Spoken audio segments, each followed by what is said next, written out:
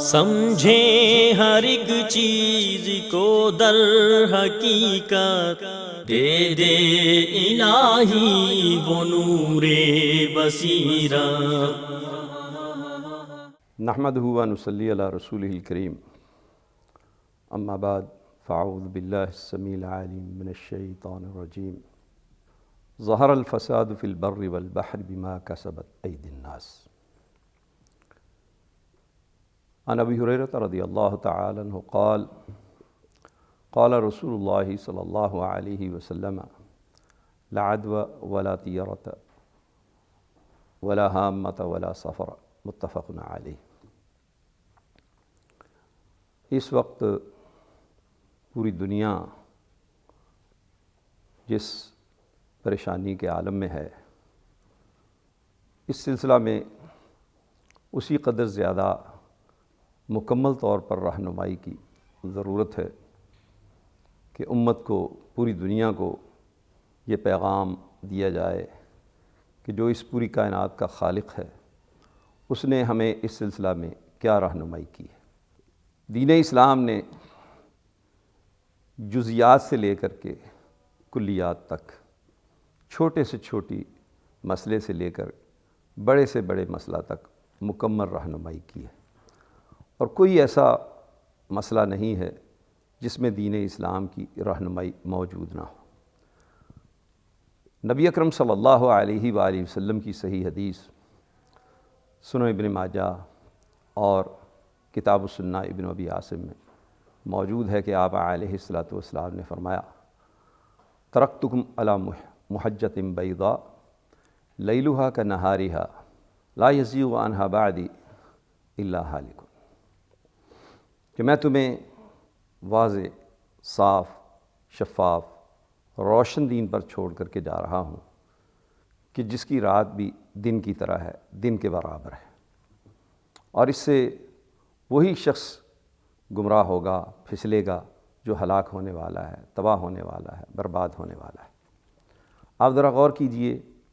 کہ جن چیزوں کے متعلق آج جدید سائنس رہنمائی کر رہی ہے، ہدایات دے رہی ہے، اللہ کے رسول صلی اللہ علیہ وآلہ وسلم نے 1400 سال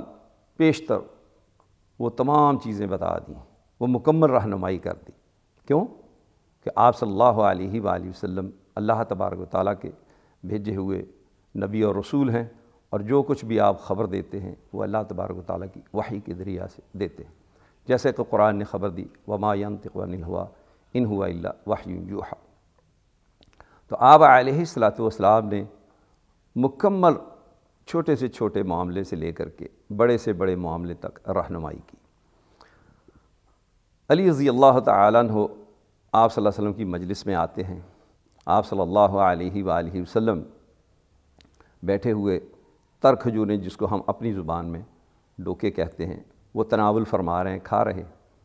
علی رضی اللہ تعالیٰ عنہ بھی جب کھانے لگے تو آپ علیہ الصلوۃ والسلام نے اس چیز سے منع فرما دیا اور کہا کہ تمہاری آنکھیں دکھ رہی ہیں، عشوب چشم کی بیماری میں مبتلا ہو،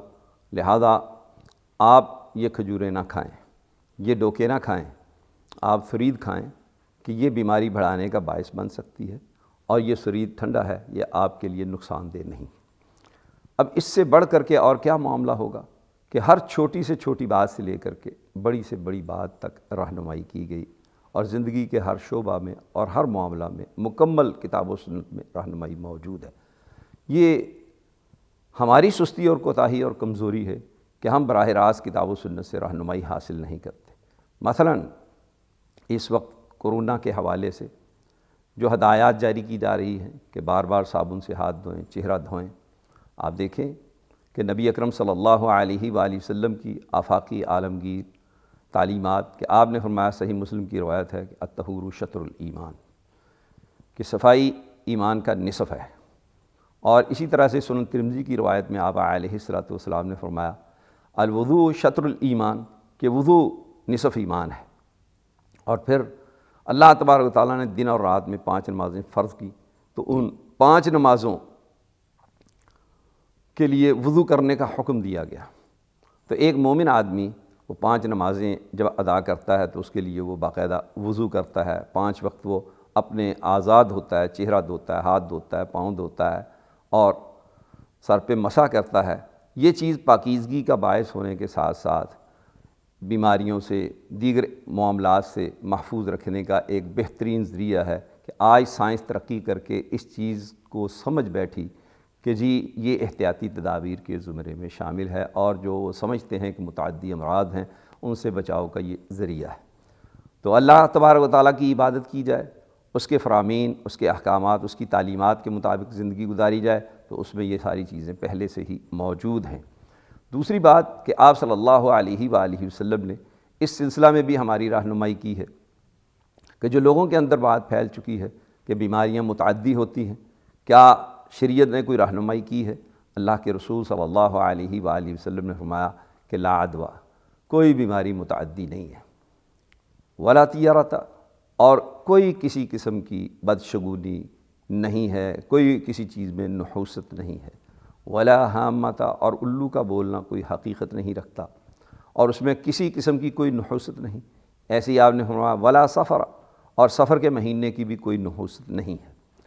اب قابل غور بات یہ ہے کہ بعض لوگوں نے کہا کہ یہ ابو ہریرہ رضی اللہ تعالیٰ عنہ روایت پہلے بیان کیا کرتے تھے، بعد میں بھول گئے۔ یہ بھی ان لوگوں کے لیے پیغام ہے کہ وہ اس بات کو سمجھیں کہ محدثین نے جو اصول بیان کیے ہیں اس میں ایک اصول بیان کیا ہے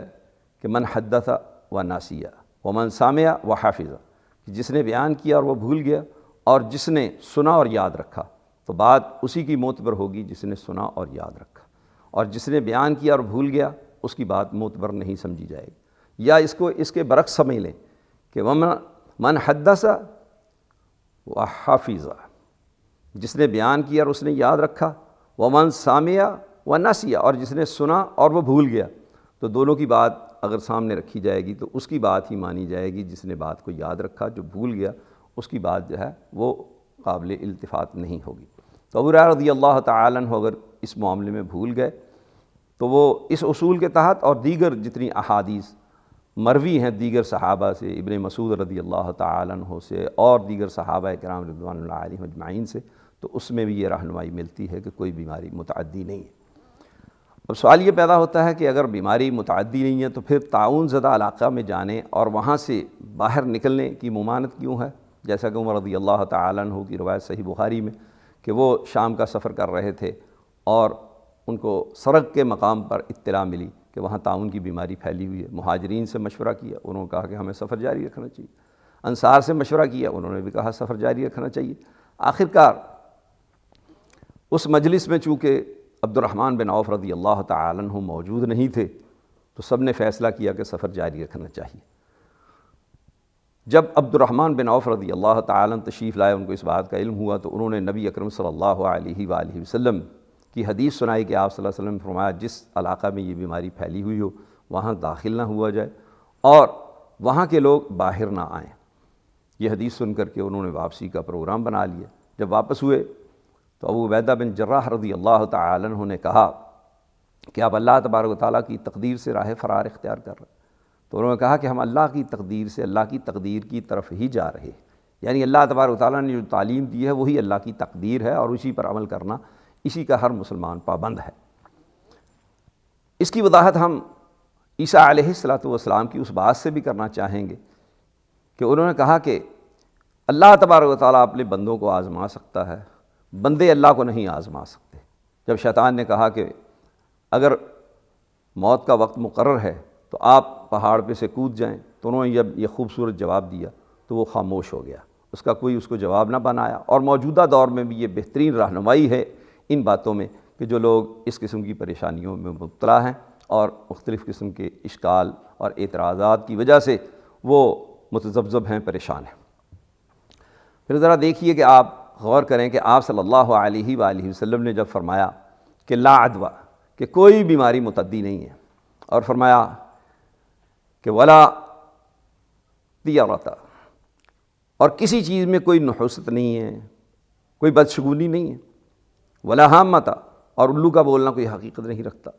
اسی طرح سے فرمایا ولا سفر، کہ سفر کے مہینے میں کوئی نحوست نہیں۔ اب یہ کہا جائے کہ بعض بیماریاں متعدی ہو سکتی ہیں، تو اس کا مطلب یہ ہے کہ بعض چیزوں میں نحوست ہو سکتی ہے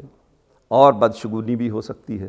اور اسی طرح سے الو کا بولنا بھی کبھی کبھار اس میں کوئی نحوست پائی جا سکتی ہے، جیسا کہ لوگوں کا عقیدہ ہے کہ وہ ویرانی مانگتا ہے، اور جو مشرکین کا بھی یہ عقیدہ تھا۔ اور سفر کے مہینہ میں بھی کچھ نہ کچھ نحوست اس کا مطلب پھر پائی جا سکتی نہیں۔ نبی صلی اللہ علیہ وآلہ وسلم نے وہی بات کہ جو آپ نے فرمایا انا خاتم النبیین لا نبی بعدی، کہ میں آخری نبی ہوں، میرے بعد کسی قسم کا کوئی ذلی بروزی نبی نہیں آئے گا۔ یہاں بھی آپ نے فرمایا کہ لا عدویٰ، کوئی بیماری متعدی نہیں ہے، اور ولا طیرۃ، کسی چیز میں کسی قسم کی نحوست نہیں ہے، ولا حامۃ، اور الو کا بولنا کوئی حقیقت نہیں رکھتا، ولا سفر، اور سفر کے مہینے میں بھی کسی قسم کی کوئی نحوست نہیں ہے۔ اب اس کے بعد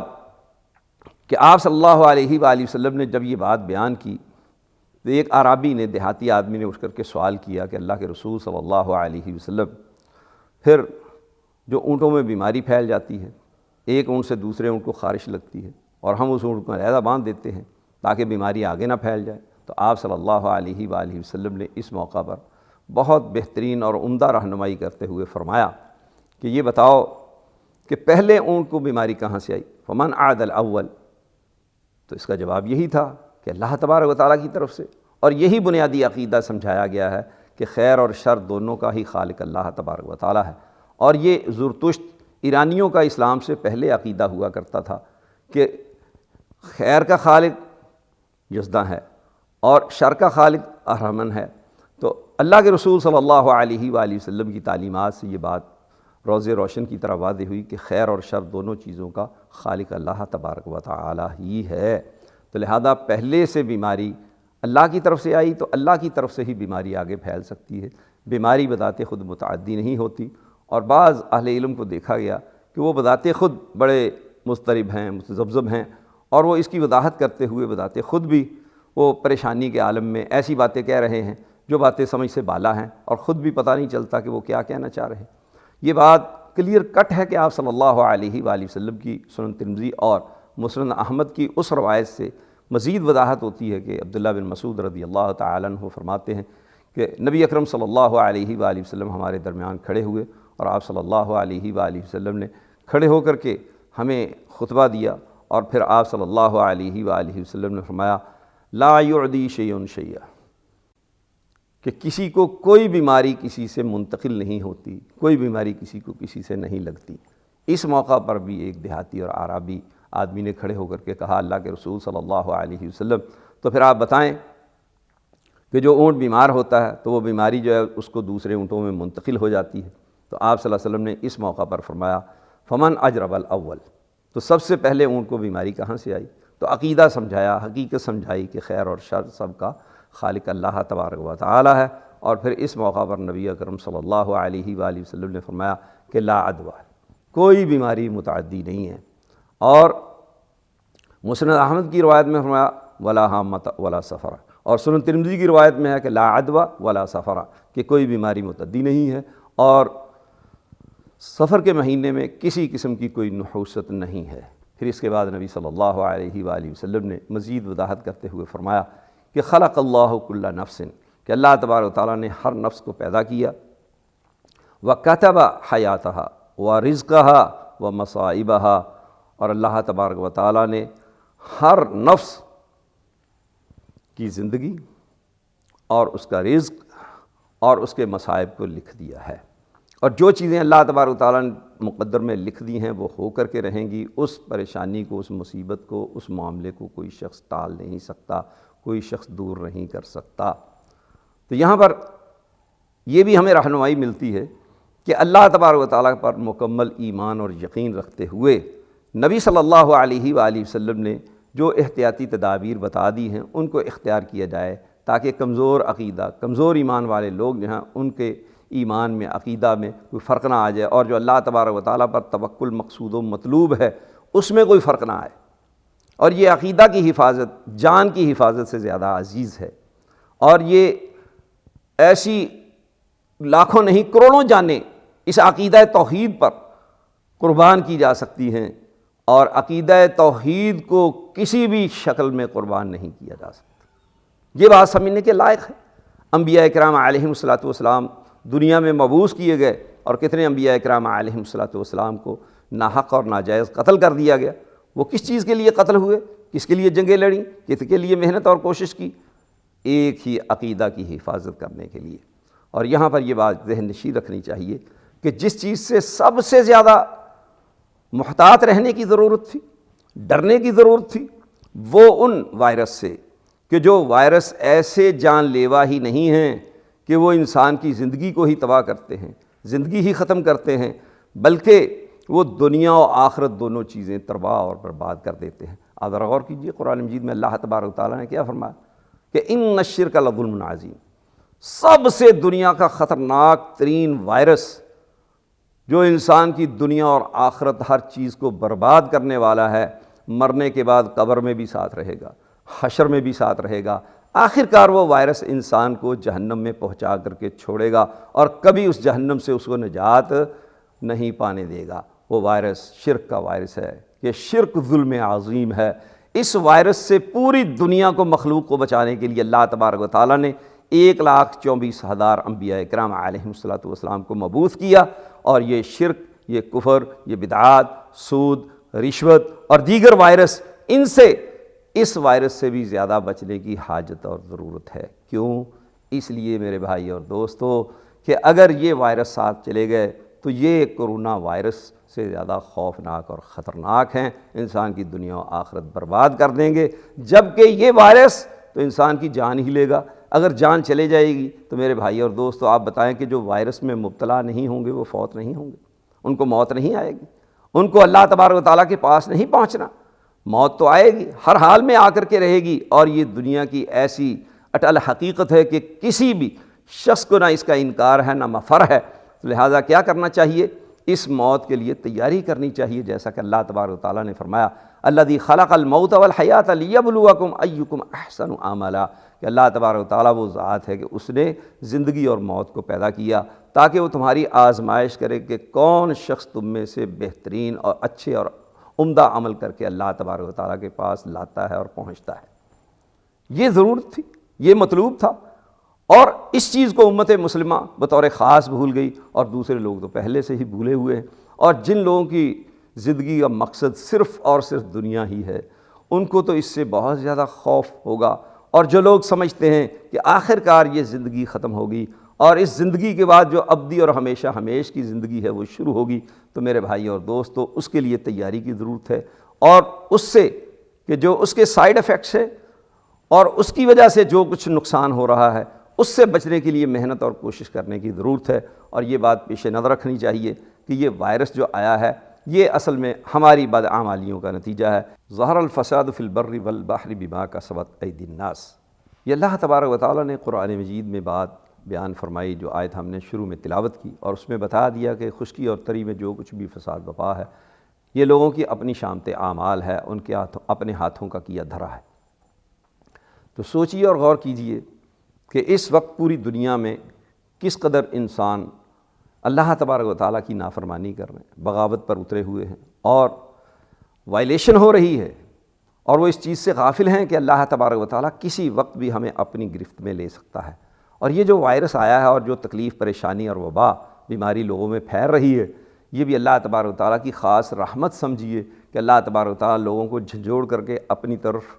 مائل کرنا چاہتا ہے، جیسا کہ قرآن مجید میں اللہ تبارک و تعالیٰ نے خبر دی وَلَنُذِيقَنَّهُم مِّنَ الْعَذَابِ الْأَدْنَىٰ دُونَ الْعَذَابِ الْأَكْبَرِ لَعَلَّهُمْ يَرْجِعُونَ، کہ ہم بڑے عذاب سے پہلے چھوٹے چھوٹے عذاب چکھاتے ہیں تاکہ لوگ راہ راست پر آئیں اور اپنی اصلاح کر لیں۔ تو لہذا اس بات کی اشد ضرورت ہے کہ ہم اللہ تبارک و تعالیٰ کی طرف رجوع کریں اور اس سے ڈر جائیں۔ اور یہ بات بھی پیش نظر رہنی چاہیے کہ بعض لوگوں کو جو اشکال پیدا ہوتا ہے صحیح مسلم کی اس روایت سے کہ آپ صلی اللہ علیہ وسلم کے پاس کچھ لوگ آئے اور انہوں نے آپ کی بیعت کی، اور پتہ چلا کہ ایک کوڑی آدمی بھی ان میں شامل ہے، تو آپ صلی اللہ علیہ وسلم نے فرمایا کہ اسے کہہ دو کہ ہم نے اس کی بیعت لے لی۔ تو اس میں آپ صلی اللہ علیہ وآلہ وسلم نے اس پر بھی رحمت اور شفقت کا معاملہ کیا، اور ہمیں بھی سبق دیا کہ آپ دیکھیں فطری طور پر ہم یہاں موجود ہیں،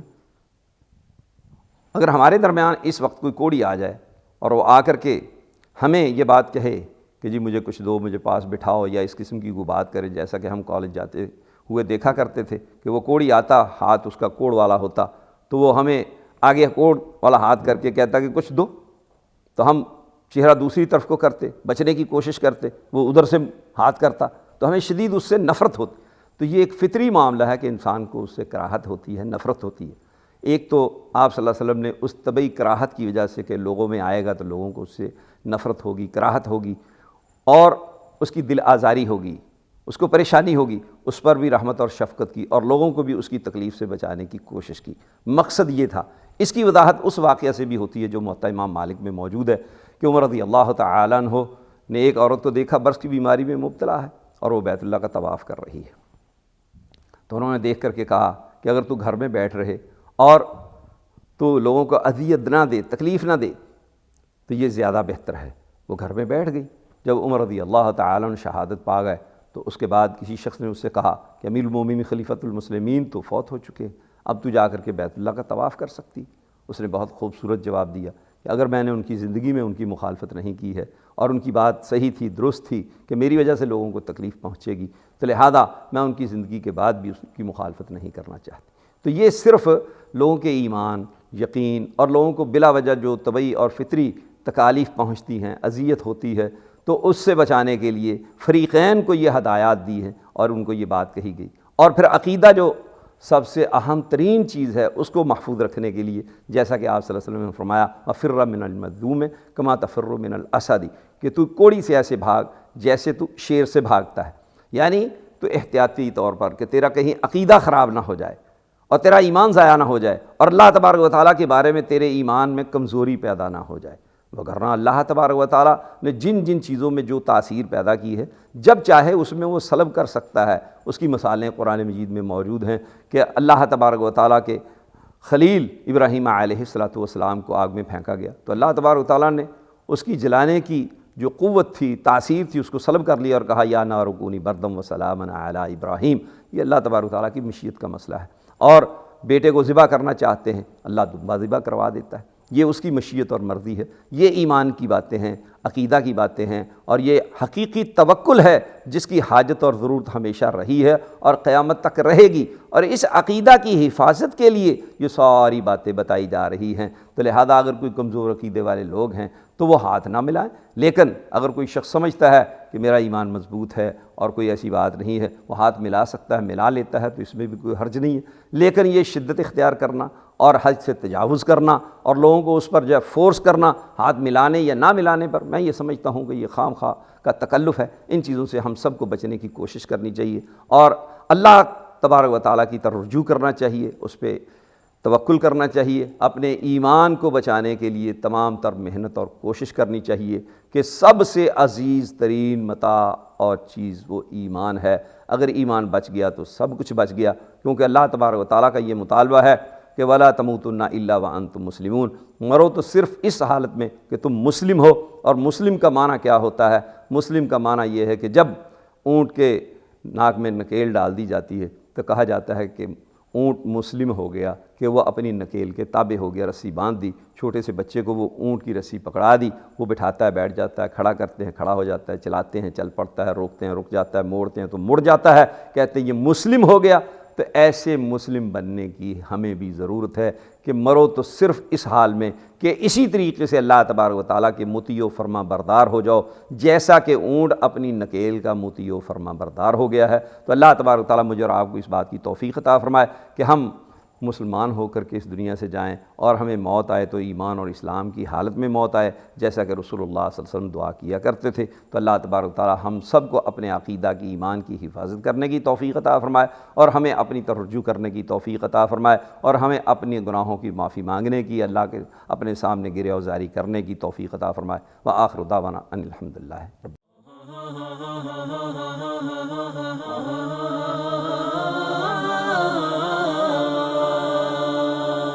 سمجھے ہر ایک چیز کو در حقیقت، دے دے الہی وہ نور بصیرت۔